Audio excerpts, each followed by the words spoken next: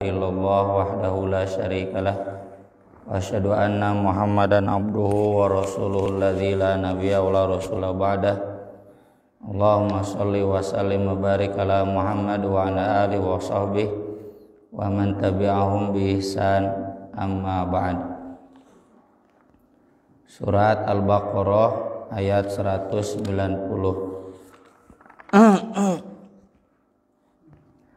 A'udzu billahi minasy syaithanir rajim.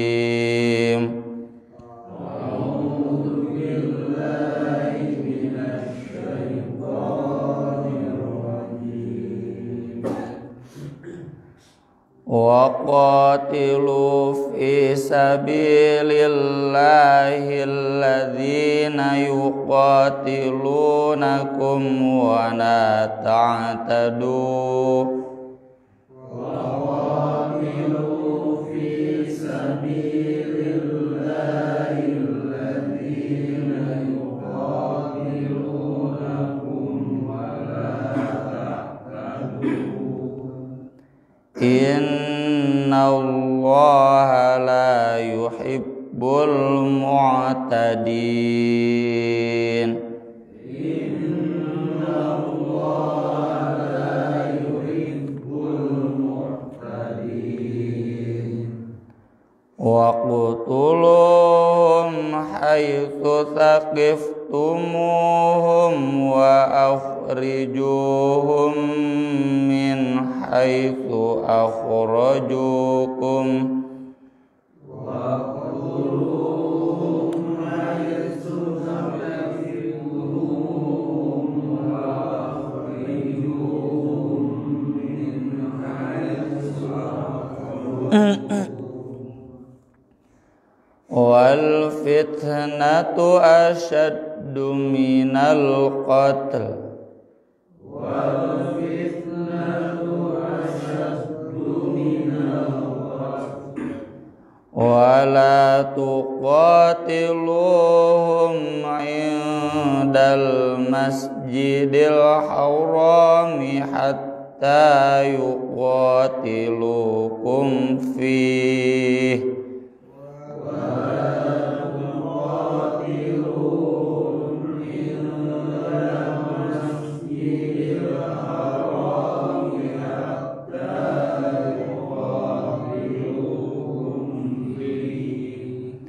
Fa in qataluukum faqtuluhum kadzalika jazaa'ul kafirin.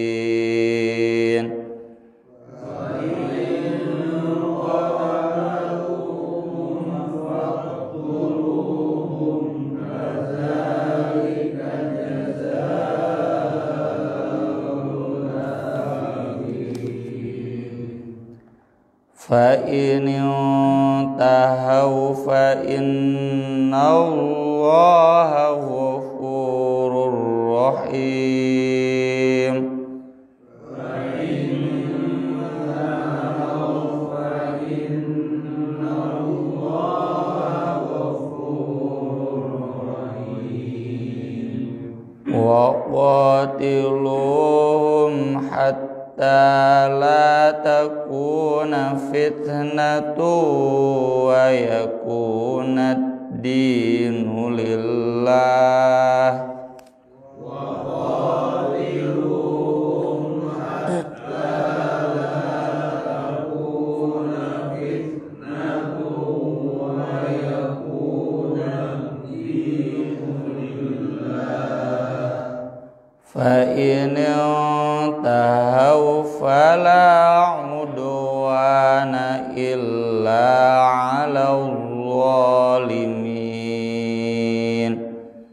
Fa in tahaw fala udwana illa 'alal zalimin. Mengawian ayat 180 jilid 2 tilu. Wa qatilu fi sabilillahi alladzina yuqatiluna بينكم ولا تعتدوا إن الله لا يحب المعتدين واقتلوهم حيث ثقفتموهم وأخرجوهم من حيث أخرجوكم والفتنة أشد من القتل ولا تقاتلوهم عند المسجد الحرام حتى يقاتلوكم فيه فإن قاتلوكم فاقتلوهم كذلك جزاء الكافرين فإن انتهوا فإن الله غفور رحيم وقاتلوهم حتى لا تكون فتنة ويكون الدين لله فإن انتهوا فلا عدوان إلا على الظالمين waqatilu dan perangilah oleh kalian fi sabilillah di jalan Allah alladzina yuqatilunakum orang-orang yang memerangi kalian wala ta'tadu dan janganlah kalian melebihi batas innallah sesungguhnya Allah la yuhibbul mu'tadin tidak mencintai orang-orang yang melebihi batas. Ini awal ayat yang membahas tentang perang dalam Islam. Istilahnya hari ini hukum humaniter dan ini izin ya. Tuntutan untuk perang melawan itu sudah ada datang dari para sahabat sejak di Makkah. Ada setidaknya 3 ayat yang menjelaskan para sahabat mendesak Nabi SAW untuk melawan, untuk berperang di Makkah. Tentu itu mustahil diwujudkan karena Makkah itu tanah suci, ya nggak boleh ada perang. Meski nanti ada ayatnya di sini di bawah diizinkan kalau memang kita dijajah, cuma belum ada saja izinnya. Izinnya itu baru ada sesudah hijrah. Ya. Sesudah hijrah ke Madinah tahun 2 Hijriah, masuk tahun kedua mulai ada izin. Udzina lil ladzina yuqataluna bi annahum zulimu wa innallaha ala nasrihim laqadir. Diizinkan bagi orang beriman berperang karena mereka dizalimi. Nah, di sini juga sama, silakan perang di jalan Allah kepada orang-orang yang memerangi kalian. Maksud orang-orang yang memerangi kalian itu yang pertama adalah militer.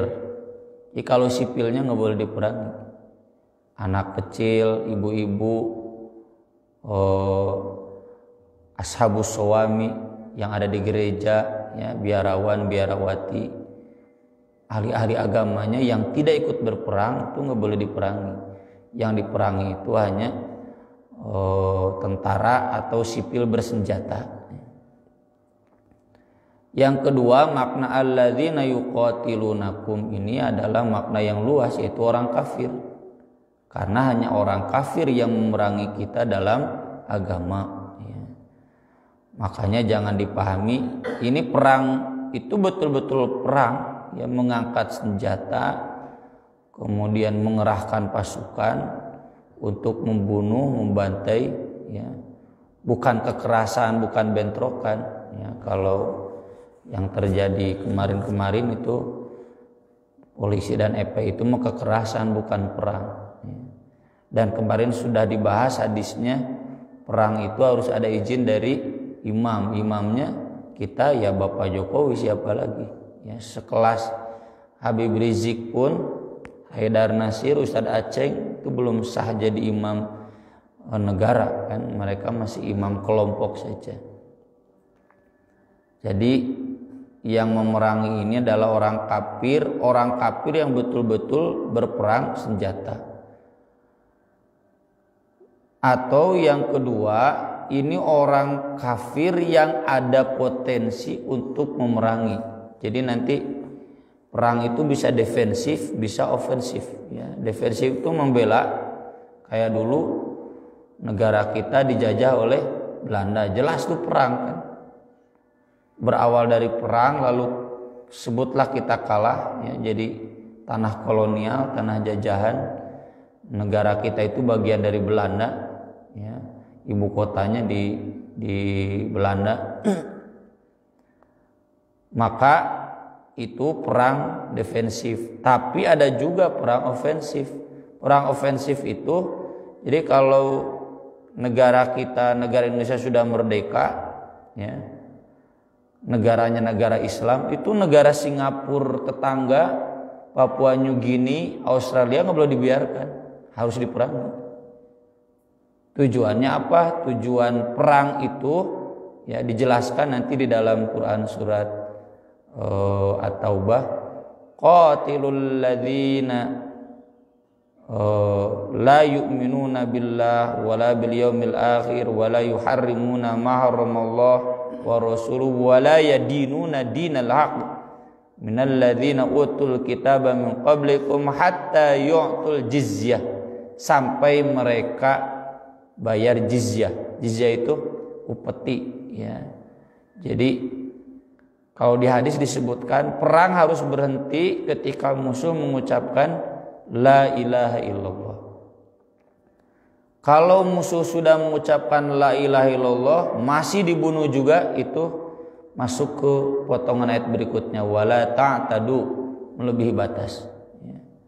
Termasuk nanti sudah kita bahas kemarin, orang yang jelas-jelas la ilaha illallah, mau itu FPI, mau itu polisi, nggak boleh dibunuh, ya. Dalam perang itu jelas la ilaha illallah, karena hanya orang kafir, hanya alladzina yuqatilunakum, orang kafir yang memerangi, ya, itu hanya boleh diperangi. Orang Islam, bahkan orang kafir yang kemudian tiba-tiba la ilaha illallah, nggak boleh diperangi, nggak boleh dibunuh, harus berhenti. Yang kedua, hatta yu'tul jizyah, sampai mereka tunduk di bawah pemerintahan kita. Dan itulah, ya, hikmah Indonesia jadi mayoritas negara Islam, Malaysia, Brunei, itu hikmah dari perang. Kalau nggak ada syariat perang, kemungkinan besar mau nepi, Islam ke Indonesia, ke Nusantara. Kalau nggak ada syariat perang, udah Islam di Makkah, di Madinah. Tapi dengan adanya syariat perang, khilafah Islam itu wajib meluaskan kekuasaannya, bawa pasukan. Bukan untuk membantai, bukan untuk membunuh, menyuruh negara-negara di luar negara Islam itu untuk tunduk kepada negara Islam, jadi bagian wilayahnya. Tapi bukan berarti kemudian penjajahan. Nah, karena ada syariat wala ta'tadu, ya, tidak boleh melebihi batas. Hak orang kafir zimmi atau muahad itu sebagian besarnya sama. Ya, bedanya tidak temunang zakat gitu, ya, tidak dapat ghanimah, tapi mereka punya hak hidup yang sama, hak belajar yang sama, ya, di negara Islam itu. Itulah mengapa ekspansi, ya. Dan ini syariat berlaku sampai hari ini, kecuali, ya, ada di surat At-Taubah, illal ladzina ahadtum minal musyrikin, kecuali orang-orang Orang musyrik yang sudah bikin perjanjian tidak boleh ada perang, saling perang, tapi tetap mereka tidak boleh berkuasa lebih di atas negara Islam. Jadi contoh misalkan Australia, kalau Indonesia negara Islam dengan Indonesia bikin perjanjian tidak saling memerangi, boleh. Jika sebelum diperangi Australia sudah bikin perjanjian dulu jangan saling berperang, boleh. Pokoknya nggak boleh ada orang kafir yang memerangi atau berpotensi untuk memerangi. Itu maksud waqatilu fi sabilillahi ladzina yuqatilunakum, ya. Perangi orang kafir yang memerangi kalian atau ada potensi untuk memerangi kalian sampai mereka bayar jizyah atau sampai mereka siap melakukan perjanjian untuk tidak saling berperang. Jadi pokoknya Islam kudu aman. Karena di surat At-Taubah dijelaskan kaifa wa iyadharu alaikum la yarqubu fikum illa waladhimah. Sifat orang kafir itu kalau mereka ada di atas kita pasti menjajah. Pasti menjajah dan itu terasa oleh kita. Kita ada di bawah negara Eropa, di bawah negara Cina, di bawah negara Amerika. Kan Indonesia terjajah, ya. Terjajah dalam makna yang luas, terjajah ekonominya, terjajah kepentingan politiknya, ya. Kaya. Jadi orang kafir itu kalau ada di atas kita pasti dolim.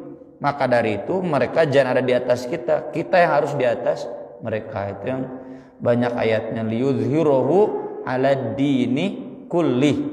Agama Islam itu harus ada di atas semua agama lain. Bukan berarti agama lain di selain Islam harus dimusnahkan, gak bisa. Kan lakum dinukum waliyadin. Cuma posisi mereka jangan ada di atas kita. Kalau orang kafir ada di atas kita, dolim. Ya, itu bukti sejarahnya sampai hari ini ada. Maka harus kita di atas mereka aman. Dan itu kan sudah sering diajarkan oleh guru-guru kita. Kalau orang kafir ada di negara Islam, aman. Orang Islam ada di negara orang kafir, tinggal di Rohingya, ya, tinggal di Palestina. Selalu terjadi pembantaian. Ya. Orang Kristen di bawah Kesultanan Turki Utsmani selama hampir 10 abad, ya, Abbasiyah, orang Yahudi, orang Kristen yang ada di Palestina itu kan sudah 14 abad sampai zaman Sultan Abdul Hamid Turki. Ayah dijajah tuh, ayah dibantai itu, nggak ada. Tapi ketika Kristen menguasai Palestina, itu kan ada kurang lebih 20 tahun, wah pembantaian banyak. Jadi perang itu sekali lagi, ya, tujuannya liyudhhirahu 'ala dini kulli. Kalau bahasa surat At-Taubah, wa ja'ala kalimatal ladzina kafaru sufla wa kalimatullahi yal ulya, agar agama Allah yang paling tinggi. Wala ta'tadu, jangan melebihi batas. Apa yang dimaksud melebihi batas? Pertama tadi orang sudah mengucapkan la ilaha illallah masih diperangi, dibunuh, haram, ya. Itu nanti ada kifaratnya. Kifaratnya adalah membebaskan hamba sahaya, kemudian bayar diat. Bayar diatnya 100 unta. Jadi hati-hati. Ini polisi yang salah membunuh itu harus bayar 100 unta ke keluarganya. Munte ku negara. Ya. Negara yang bayarnya, yang wajib bayarnya adalah negara, karena itu petugas negara. Yang kedua, jangan membunuh yang sudah bayar jizyah, yang sudah terikat perjanjian, ya. Kayak di kita, orang Kristen di kita, orang Hindu, Buddha yang ada di Indonesia itu sudah terikat perjanjian lewat Pancasila untuk tidak saling memerangi. Ya, meski di Manado mayoritas Kristen, di Papua mayoritas Kristen, di NTT, di Bali mereka tidak boleh menjajah orang Islam, sama kita juga. Jadi kalau kita tiba-tiba merangan orang Kristen tetangga, itu ta'tadu. Innallaha la yuhibbul mu'tadin. Termasuk yang tadi yang ketiga, jangan membunuh rakyat sipil. An-nisa, ibu-ibu, perempuan, as-sibyan, anak-anak, asyuyukh, kakek-kakek, alladzina la ra'ya lahum wa la qitala fihim, yang tidak ikut berperang, tidak ikut terlibat dalam perang. Warruhban wa ashabas sawami, rahib-rahibnya, pendeta-pendeta, orang-orang yang jadi biarawan di gereja-gereja, itu enggak boleh. Nabi SAW dalam hadis banyak menyebutkan setiap kali memberangkatkan pasukan, kata Nabi, wala taqtulu walidan, jangan bunuh anak kecil. Wala taqtulul wildan wala ashabas sawami, jangan bunuh anak kecil, jangan bunuh orang-orang yang berlindung di gereja. Makanya ada kan sejarahnya di filmnya juga sudah ada penduduk Konstantinopel ketika Sultan Muhammad Al-Fatih menaklukkan Konstantinopel, mereka berlindung di mana? Di gereja. Karena sudah tahu kalau ingin aman ke gereja, kalau yang ada gereja nggak mungkin dibunuh. Ya. Atau tetap di rumah, tidak keluar, itu aman. Kemudian Nabi SAW pernah menemukan dalam satu peperangan beliau pimpin seorang perempuan terbunuh. Nabi marah. Fa'ankara Rasulullah SAW qatlan nisa wasibyan. Marah. Kenapa sampai ada korban perempuan? Walau alam kemungkinan tama awewena ngilu perang gitu, tapi tetap Nabi melarang. Itu awewe mah tewak we bedilna gitu. Kemudian termasuk yang dilarang juga kata Nabi SAW, wala tahullu, jangan gulul. Gulul itu nilap. Dapat ghanimah nih, ya pasukan yang kita kan dulu orang kafir kalau perang pasti bawa harta. Agar tidak kepikiran kabur, ya, karena hartanya dibawa semua. Dia dapat hartanya, misalkan senjatanya senjata mahal atau ada hartanya, lalu kemudian diambil, ditilap, disetorkan, ya, kan harus disetorkan 20%-nya. Ini tidak disetorkan. Nabi SAW pernah tidak mau menyolatkan yang meninggal.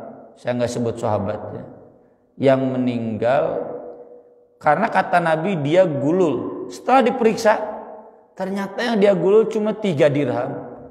3 dirham itu 0,3 dinar, ya. Seperti lo dinar kan 4 gram setengah, berarti sekitar 1 gram 500.000 kira gini lepna.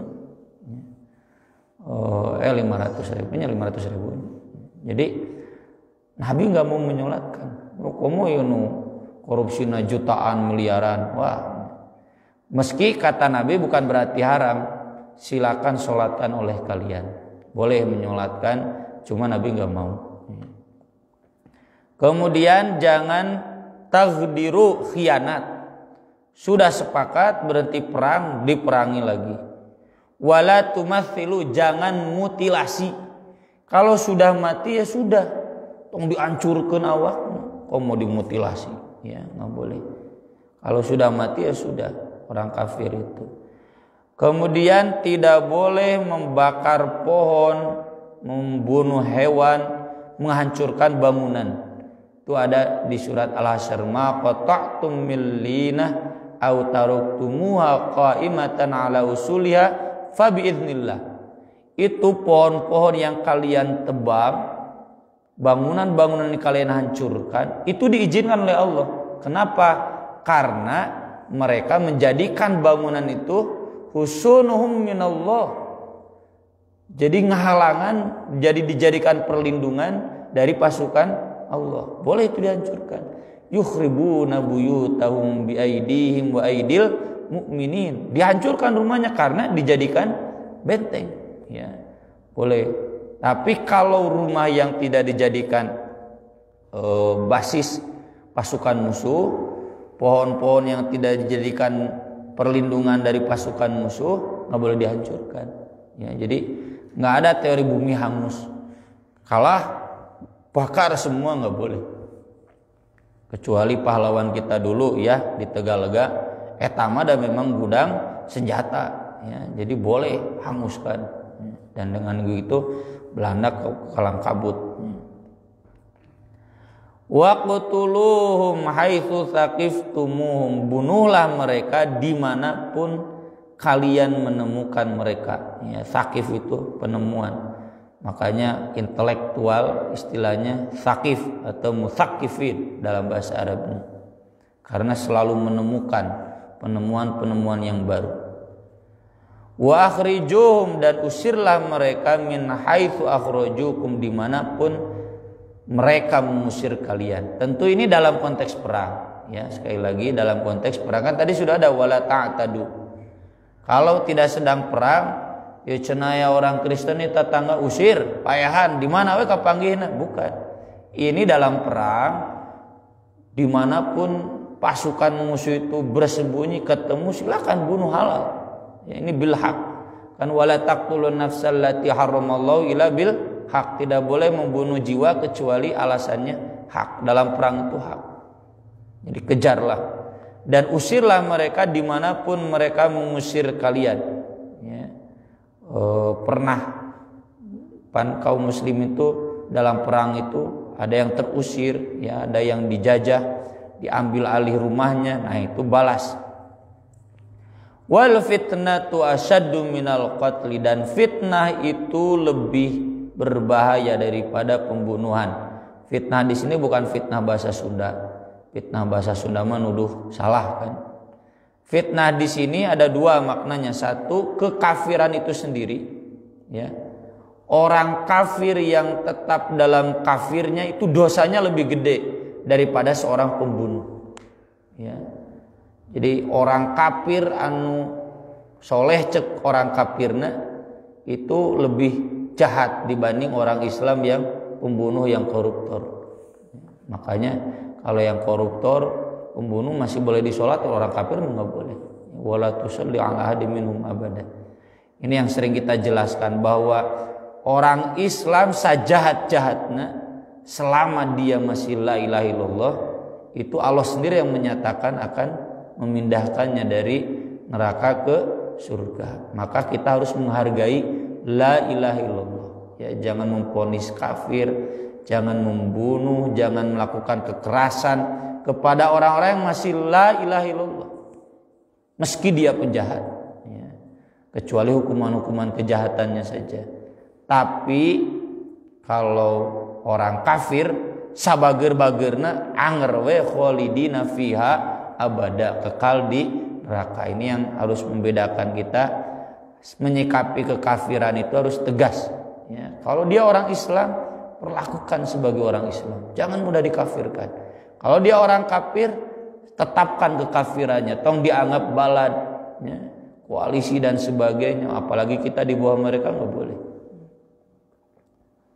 Yang kedua, maksud fitnah di sini adalah penjajahan. Seperti innal ladzina fatanul mu'minin wal mu'minat tsumma lam yatubu falahum adzabu jahannam walahum adzabul harik. Fitnah di sana orang-orang kafir yang menjajah, yang membakar hidup-hidup, ya, yang membunuh, membantai orang-orang mukmin dan orang mukminat. Kan ya pilihannya dulu kata para pejuang kita, merdeka atau mati. Karena dijajah itu mending payah daripada dijajah. Kalau nggak merdeka mati. Itu sesuai ayat ini. Wal fitnatu asyaddu minal, daripada hidup dijajah mending payah sekalian. Karena hidup dijajah itu, penjajahan itu lebih dahsyat, ya, lebih nyeri-nyerina lila. Payah mah kasarna, ya. Nauzubillah min dzalik. Sehari tahun langsung masuk surga kalau mati syahid. Kalau dijajah, wah itu dolimnya ya ke agama, ke rakyat sipil. Itu maksud wal fitnatu asyaddu minal qatl.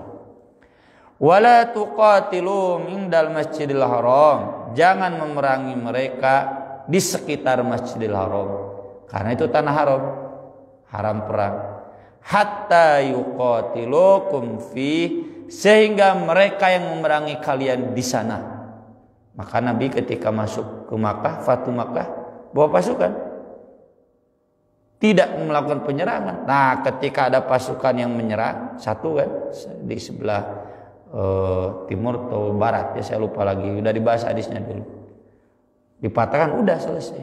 Nggak ada lagi yang orang kafir yang melawan, takluklah Makkah. Fa in qatalukum, jika mereka memerangi kalian, faqtuluhum, bunuhlah mereka. Jadi kalau orang kafir menyerang di tanah suci boleh, tapi kalau kita mengawali nggak boleh. Kan tanah haram, haram perang. Kadzalika jazaul kafirin, demikianlah balasan orang-orang kafir. Nah ini kan kaitannya dengan haji kan, kemarin kita bahas kaitannya dengan haji kan ke Masjidil Haram. Hati-hati, nanti haji itu nggak boleh untuk perang. Makanya Nabi ketika haji yang pertama yang gagal, yang tertanda di Hudaybiyah, nggak bawa senjata karena memang nggak akan perang. Dan untuk meyakinkan orang kafir Makkah bahwa Nabi dan para sahabat datang bukan untuk perang tapi untuk haji. Meskipun anggaran dasar orang kafir, gagal Nabi saat tertahan di Hudaybiyah sampai harus pulang lagi. Ya, baru bisa ibadah haji nanti kemudian 4 tahun berikutnya, tahun 10 Hijrah. Fa in tahu, jika mereka berhenti, fa innallahu ghafurur rahim, maka sesungguhnya Allah Maha Pengampun lagi Maha Penyayang. Nah ini berhenti baik karena mereka mengikrarkan la ilaha illallah, udah ustung kasuat-suat di baula manehna numayahan bapak orang, nggak boleh, udah diampuni. Atau berhenti karena dia siap bayar jizyah, atau berhenti karena perjanjian, udah Allah mengampuni, ya. Jangan diperangi lagi. Waqatiluhum, dan perangilah oleh kalian mereka, hatta la takuna fitnah, sehingga tidak ada fitnah. Nah fitnah di sini tadi dalam makna pertama tidak ada lagi kemusyrikan. Maksudnya bukan dibasmi orang kafir, bukan dihilangkan agama-agama kafir, karena nggak mungkin. Maksudnya liyudhhirahu ala dini kulli, Islam harus ada di atas agama lain. Jadi fitnah itu nggak ada orang kafir yang ada di atas kita, harus di bawah kita. Maka dari itu yang paling pas memahami fitnah di sini yang makna kedua, penjajahan dari orang kafir. Kenapa kita harus perang bukan di dalam negeri saja kepada orang kafir yang menjajah, tapi juga keluar.